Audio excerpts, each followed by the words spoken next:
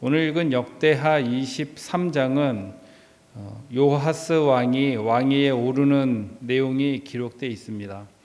오늘 본문의 내용을 좀 이해하기 위해서는 역대하 22장에 있는 내용을 좀 살펴볼 필요가 있는데요. 역대하 22장에는 아하시아가 죽고 그의 어머니 아달랴가 일어나서 유다 집의 모든 왕국의 씨를 진멸하려 합니다. 모든 왕들을 아들들을 다 죽이는 가운데 역대하 22장 11절에 왕의 딸이 아하시아의 아들 요하스를 몰래 빼내서 그를 숨깁니다. 그래서 요하스만 살아남게 돼요. 그래서 요하스를 성전에서 6년 동안 키우게 되고 숨겨서 키우게 되는 사건이 역대하 22장에 기록되어 있습니다. 그리고 오늘 본문에 와서 여호야다가 이제는 일어나서 16절에 고백하는 것이 세번역 성경에 이렇게 표현하고 있습니다. 23장 16절에 그런 다음에 여호야다는 자신과 백성과 왕이 주님의 백성이 되는 언약을 세웠다. 그러니까 이제는 모든 백성들과 그리고 이스라엘 땅과 왕이 하나님 백성입니다. 우리는 하나님의 백성이고 하나님의 율법과 하나님을 섬기는 나라라는 것을 언약을 세우고 선포하는 행위를 하게 되어지는 것이지요. 그리고 나서 이제는 그 제사장 여호야다가 나라를 개혁하는 일을 하게 됩니다. 결국 24장 1절에 보면 요하스가 왕위를 오르게 되죠. 근데 요하스가 왕위에 오른 나이를 성경은 7살 7세에 요하스가 왕위에 오르게 됩니다. 그리고 여호야다가 나라를 정비하면서 어떤 일을 했는지 18절에 보면 여호와께 그러니까 율법에 기록된 대로 여호와께 번제를 드리고 다윗이 정한 규례대로 하나님을 찬양하고 노래하는 사람들을 세우고 이제는 하나님의 율법대로 성전을 그리고 나라를 하나님이 기뻐하시는 나라로 하나님 24장 2절에 여호와께서 보시기에 정직한 나라로 세워나가는 것이 오늘 23장 16절에서 24장 3절까지의 말씀이에요. 그런데 이 본문에서 우리가 눈여겨봐야 되는 것은 무엇이냐면 이 모든 일을 이루는 데 있어서 중심적인 역할을 한 사람이 누구냐면 제사장 여호야다라는 것이죠. 요하스가 왕위에 오른 나이가 7살입니다. 7살짜리 아이가 7살짜리 왕이 7살 왕이 나라에 왕이 되어서 나라를 정비하고 여호와 보시기에 정직한 나라로 이끌어 나가는 것이 어떻게 가능하겠습니까? 그런데 그 뒤에 누구 있었냐면 제사장 여호야다가 있었다라는 거예요. 그래서 성경은 뭐라고 얘기하고 있냐면 24장 2절에 여호야다가 세상에 사는 모든 날에 요하스가 여호와 보시기에 정직히 행했다라고 얘기하고 있습니다. 이 말은 여호야다가 살아있는 동안 하나님 앞에 정직히 행했다라는 어떤 제한적인 것을 두고 있어요. 즉 나중에 요하스가 변절할 수 있다라는 어떤 암시를 주고 있지만 그런데 이 본문에서 우리가 중요한 것은 그 모든 그 사건 뒤에 제사장 여호야다가 있었다라는 거예요. 조금 더 눈여겨보면 24장 1절에 요하스 왕을 소개하면서 요하스가 7세에 예루살렘을 왕이 되고 예루살렘에서 40년 동안 다스리니라. 그리고 누구 이름이 거론되고 있냐면 그의 어머니 이름은 시비아요 브엘세바 사람이더라. 어머니와 제사장 여호야다의 이름이 거론되고 있다는 거예요. 성경 역사서에 어머니의 이름과 그리고 이 여호야다의 이름이 거론된 것은 그만큼 의미가 있고 중요하다는 것이죠. 즉 여호야다가 하나님이 보시기에 정직한 나라로 세워나가기 위해 나가는 과정에 그의 어머니도 함께 했다라는 거예요. 역대하를 보면 여인들의 어머니의 이름이 종종 등장하는 것을 보게 됩니다. 그것이 왜 의미가 있냐면 죄송하지만 구약 성경에서 여인들은 인구를 셀 때 안 셌어요. 뺐어요. 여인들과 아이들을 뺐어요. 조금 극단적으로 표현하면 사람 취급을 하는 거예요. 인구에서 제일 써요. 남자들만 했어요. 남자들만. 그런데 성경 역사서에 어머니의 이름이, 여인의 이름이 등장한다? 이건 대단한 거예요. 그리고 예수님의 족보, 예수님의 탄생에 마태복음에 보면 누가 나와요? 여인들이 나와요. 여인의 족보가 나와요. 그러니까 구약 시대에서는 남성 중심의 사회였지만, 그런데 성경은 그의 왕의 어머니의 이름을 거론한다는 것은 그의 어머니에 따라서 그 왕과 나라의 흐름이 달라진 것을 성경을 통해서 발견할 수 있다는 것이죠. 제사장 여호야다가 이제는 하나님의 나라 다윗의 왕조를 재건함에 있어서 굉장히 중요한 역할을 했다는 거예요. 여호야다가 요아스를 왕위로 세우고 요아스가 여호와 보시기에 정직히 행함에 있어서 여호야다와 그의 어머니가 굉장히 중요한 역할을 했다는 것은 지금 이 말씀을 읽는, 지금 여기에 우리가 모여서 살아가고 있는 지금의 우리에게 던져지는 메시지가 매우 크다라는 거예요. 왜냐하면 지금 코로나 사태로 인해서 교회 공동체 예배가 굉장히 많이 약화됐습니다. 이것은 잘못됐다 잘됐다 이거를 시시비비를 판단하기 전에 이 상황에서 우리가 하나님 앞에서 할 수 있는 것이 무엇인가를 고민하고 그리고 진단하고 앞으로 방향을 제시해야 될 때라는 거예요. 그런데 우리가 이 코로나 사태에서 진단하면서 많은 언론들과 데이터들이 강조하는 게 뭐냐면, 지금은 공동체 예배보다는 가정교회와 가정예배가 중요하다라고 그런 데이터를 내고 있어요. 동의하시죠? 그런데 거기서 우리가 놓치지 말아야 되는 건 뭐냐면, 가정교회가 강화되어지고 가정교회에서 신앙이 이루어지기 위해서는 누가 필요해요? 제사장이 필요해요. 가정의 제사장은 누구예요? 오늘 이 예배를 드리고 있는 저와 여러분들이 가정의 제사장이에요. 즉 우리 집에 제사장 여호야다가 누구냐?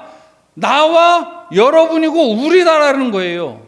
그러면 가정교회가 건강하게 세워지기 위해서는 누가 필요한 거예요? 각 가정의 제사장 여호야다가 필요한 거예요. 그게 누구예요? 우리예요. 누군가에게 책임을 떠넘길 때가 아니다라는 거예요. 데이터와 통계를 보면서 앞으로의 교회가 이렇게 나가야 된다라는 방향 제시해야 되고요. 한국 교회가 잘못됐다라는 거 평가하고 비판하고 회개해야 돼요. 그런데 거기에 누가 있어야 돼요? 우리가 책임을 전가하면 안 된다라는 거예요. 여호야다가 6년 동안 7년 요아스가 7세 돼서 이제는 나라를 개혁하고 이제는 그 아달랴를 정리하고 나라를 다시 다윗의 왕조를 재건하기 위해서는 여호야다의 헌신과 하나님 앞에 정직히 행하는 모습이 있었다라는 거예요. 요아스가 왕에 7살 올랐을 때 7세 왕이 할 수 있는 일이 뭐가 있었겠습니까? 그 뒤에 누가 있었던 거예요? 제사장 여호야다가 있었어요. 예루살렘을 40년 동안 다스리면서 그 땅이 여호와 보시기에 정직히 행할 수 있었던 이유가 어디 있었습니까? 제사장 여호야다와 그의 어머니가 있었기 때문에 그런 거예요. 우리 가정과 우리 교회와 한국 땅의 교회가 하나님 보시기에 정직한 교회로, 하나님이 보시기에 정직한 가정으로 세워지기 위해서는 이제는 누군가에게 책임을 전가할 때가 아니다라는 것이지요. 누구에게 있는 거예요? 우리가 제사장 여호야다의 사명을 감당해야 될 때가 지금이다라는 거예요. 그래서 지금 여기에 제사장 여호야다가 필요하다는 시대라고 한다면 누가 제사장 여호야다입니까? 우리예요. 이것은 굉장한 큰 사명이고요. 어떻게 보면 굉장히 큰 부담감이에요. 왜 그런지 아십니까? 어른들이 온라인 예배 드리는 거 어느 정도는 어려움이 없습니다. 그런데 주일학교나 중고등부 아이들이나 유초등부 아이들이 온라인으로 예배가 오기 어려움이 있으니까 온라인으로 예배 드리는 거 여러분들 쉽다 생각하십니까? 절대 쉽지 않아요. 온라인으로 강의 들어보신 적 있으세요? 여러분들 온라인 성경의 그 모니터로 TV에서 설교 들어보시는 경험 있지요? 편안하시잖아요. 다른 일들 하면서 편안하잖아요. 온라인으로 예배하고 온라인으로 어떤 나눈다는 건 그렇게 쉬운 상황이 아니에요. 그런데 제가 오늘 새벽에 교회 오면서 라디오를 들으면서 그런 고민을 많이 했거든요.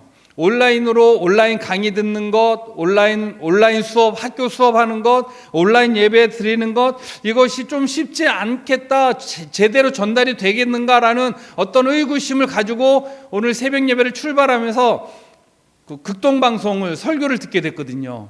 그런데 그런 고민을 하면서 운전하는데 갑자기 귀에 설교 내용이 들리기 시작하는 거예요. 그래서 제가 오늘 새벽에 또 다른 깨달음을 얻게 된 거예요.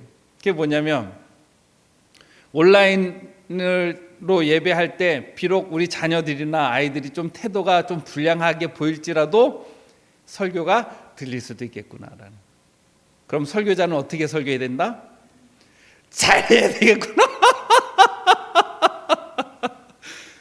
우리 교회 매주 부서에서 예배 준비를 하고 영상을 내보내고 그리고 교회 예배 설교를 내보내요. 많은 분량을 내보내요. 많은 분량을 내보내다 보면 어느 예배, 어느 메시지는 들리겠구나. 그 메시지가 들리면, 하나님의 말씀이 들리면 역사한다. 예배가, 공동체 예배가 약화된다고 해서 하나님의 말씀이 약화되지 않는다. 그렇다고 한다면 하나님의 말씀은 지금도 동일하게 능력이 있고 힘이 있으면 그 말씀이 들려지고 선포되어지면 살아난다. 그런데 그 가운데 누가 필요하냐? 제사장 여호야다가 필요하다라는 거예요. 그게 누구예요? 우리예요. 더 이상 누군가에게 책임을 전가할 때가 아니고요. 우리가 제사장 여호야다와 같이 요아스를 왕위에 세워서 예루살렘을 40년 동안 다스리면서 여호와 보시기에 정직한 나라, 여호와 보시기에 정직한 나라, 하나님의 나라를 세워 나가는 것, 그것이 지금 우리에게 있어서 중요한 사명이다라는 것이죠. 여러분들, 사역자가 필요해요. 그 사역자가 누구예요? 여러분, 그 대답에 회피할 때가 아닙니다. 우리 집에는 사역자가 없어요 라고 책임을 회피할 때가 아니에요. 얼마 전에 제자 훈련을 하면서 집사님하고 대화하면서 이런 얘기 하시더라고요. 이제 진행하면서 신앙인 생활하면서 어떤 그 경험을 나누는데, 자기 그 가정에서 그 집사님이 처음 교회를 다니셨다라는 거죠. 그런데 지금은 모든 가정을 다 전도해서 인도해서 너무 하나님 잘 믿고 있다고. 그 얘기 들으면서 전 도전받았습니다. 왜냐하면 아직 저희 처가댁에 예수님 안 믿는 분들이 많거든요. 저는 목사인데 결혼 20년 됐는데 구남매에서 아직 교회 안 다니시는 분들이 있다라는 거예요. 저 도전받았어요. 여러분, 이 역대하 23장에 기록되어 있는 이스라엘 백성들이 다윗의 왕조가 끝날 뻔했어요. 아달랴로 인해서 끝날 뻔했습니다. 그런데 요아스를 숨겨주시고 그를 숨겨서 키워서 요아스가 왕위에 7살 때 왕위로 세웠어요. 그리고 예루살렘에 40년 동안 왕위를 이어서 생활했습니다. 그리고 그 40년 동안 그 예루살렘과 유다가 여호와 보시기에 정직히 행했고 하나님의 율법대로, 그리고 다윗이 정한 규례대로 하나님 나라를 이루어나가며 하나님의 왕국을 이끌어 나갔다는 것을 우리는 오늘 본문을 통해서 발견할 수 있다는 것입니다. 그 가운데 제사장 여호야다가 있었다고 한다면 지금 이 시대에는, 지금 예배드리는 저와 여러분들이 제사장 여호야다의 사명을 감당해야 될 때다라는 것입니다. 예전처럼 이 본당에 가득 메워서 함께 예배드리는 모습이 보기 어려운 이 시대에 각 가정에서 온라인으로 예배드려야 되는 이 상황에서 그 가정의 제사장 여호야다는 우리 성도님들이 그 사명과 부르심에 이제는 응답하시고 대답하셔야 될 때입니다. 회피하지 마시고 하나님, 내가 이 사명 감당케 하옵소서. 그러기 위해서 필요한 것을 하나님 앞에 구하고 믿음을 구하고 말씀의 은혜를 구해서 여호야다를 통해서 다윗 왕조가 다시 재건되고 하나님이 기뻐하시는 나라가 세워졌던 것처럼 지금 여기에 우리를 통해서 또 다른 하나님의 역사가 일어나기를 소망합니다. 기도하겠습니다. 하나님 아버지, 은혜를 감사합니다. 오늘 말씀을 통하여서 제사장 여호야다를 통해서 재건된 다윗의 왕조의 모습을 발견하게 됩니다. 하나님, 코로나 사태로 인하여서 어려움 겪고 있는 한국교회와 우리 가정과 우리 자녀들의 세대를 향해서 우리가 제사장 여호야다와 같은 사명을 가지고 하나님의 부르심에 우리가 응답하며 반응하며 하나님의 기뻐하시는 가정과 하나님이 기뻐하시는 교회와 하나님이 기뻐하시는 삶을, 신앙생활을 해나갈 수 있도록 축복하여 주시옵소서. 믿사옵고 예수님의 이름으로 기도하옵나이다. 아멘.